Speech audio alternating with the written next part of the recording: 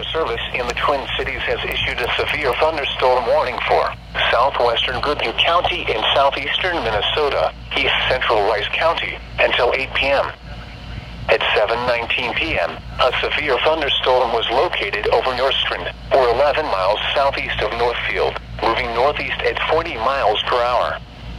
Expected hazards include 60-mile-per-hour wind gusts and half-dollar-size hail.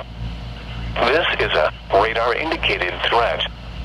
The following impacts are expected. Hail damage to vehicles is expected. Expect wind damage to roofs, siding, and trees. This severe thunderstorm will be near Stanton around 7:30 p.m. Cannon Falls around 7:40 p.m. Other locations impacted by the severe thunderstorm include Westado, Hayter, Lake Billsby, and Bombay. For your protection, move to an interior room on the lowest floor of a building.